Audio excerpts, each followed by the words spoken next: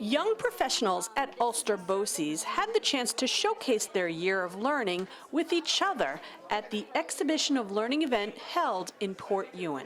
As a career and technical center, most of what we do is project-based, especially with an equity lens. So as you walk around, you should be hearing from a number of our young professionals about how they were able to engage in projects that really are authentic learning experiences. While the young professionals' exhibits were individualized for each program, elements of cross-collaboration were on display, students working for students, as seen by the display videos at each exhibit.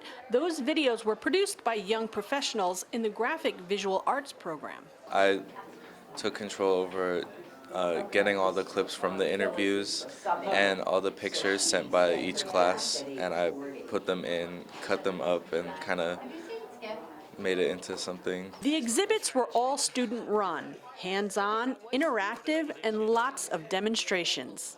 My side is going to be Marcel curls, so the purple one over there, it's a different way to do it than what Carly's doing.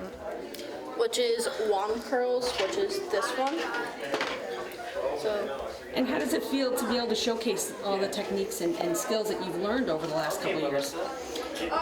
Nerve-wracking. Yeah, I'm nervous, but I'm pretty confident with the Marcel, so I think it'll be not bad, hopefully. This is a sheep testicle that we dissected in class. This is sperm cells. This is the testicle. This is what protects the testicle on the outside layer. Measuring kit is when we put together all of our ingredients. We call it mise en place. So we doubled our recipes so we could have more to bring out for people. And so Good. yeah, we just set up a little kit so we could put it all together, mix it up, and it'll be done. And then what is it basically made? Edible cookie dough. As you walk around, I think more importantly than what you're going to see in the projects physically is what's really behind it, which is the heart and soul of the learning experience, and young people that are really connected to learning and appreciate the learning as it's happening. Each display really showcased each program's accomplishments, rebuilt engines and paint jobs from the automotive programs, a whole collection of clothing designed and assembled by each student in the fashion design program, computer games programmed by actual students available for fellow classmates to test and play, and even music composed by students were highlighted for spectators to enjoy.